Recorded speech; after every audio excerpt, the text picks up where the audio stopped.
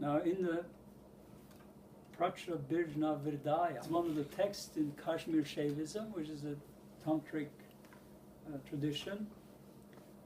They talk about levels or strategies of practice. And these are simple enough, you don't have to think about them as one comes first, then the next, and then the next.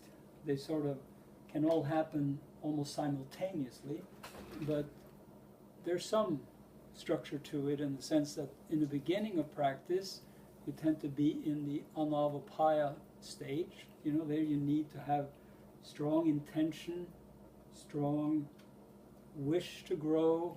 You need to have self-discipline. You have to have devotion to what you're doing, perseverance, patience. All these things are particularly important in the beginning of practice. So some of you have just recently started. You can think of that as, when you get resistant to practice, you can say, well, this has been talked about for centuries and centuries, that you have to find a way to dig this discipline out of yourself if it doesn't happen. I mean, in the beginning, when I sat down to practice after meeting Rudy, there were so many other things I wanted to do. But when I first hugged him, something came out from inside me that says, you will do this every day until you die. And I don't know where did that come from, but something was very strong. It's something that you have to make yourself want. In the beginning, it's something, for me at least, that I had to force myself to do. But gradually, it became something that I couldn't really live without. I never tried it, but I think if I didn't do it for a day or 2 days, or I hear people who don't do it, they come back and report what happens, then your inner muscles start to weaken, and you start to get all of these weird things coming back that you thought you had gone past.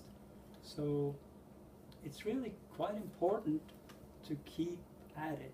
And when it's most difficult, it's when it's most important to practice. When you feel the urge, towards distraction and towards going to the bar or doing this or doing that, or you feel, oh, I'm not doing it, it's not happening for me, I don't feel any big change or whatever, your mind starts talking to you like that, doubts come out. That's when you really have to pull yourself together and just do it anyway. And sooner or later, when the inner system is ready, a breakthrough will come. Take my word for it. You don't have to take my word for it, actually, but test it out. I encourage you to do that. At a certain point, there becomes more emphasis on energy flow. This is a natural development. If you have the discipline and devotion and patience and so on, then you start to feel more energy in yourself. This is the Shaktopaya stage. Shakta refers to Shakti, which is the Kundalini energy and the energy that is flowing in everyone all the time. So you start to become much more aware of that.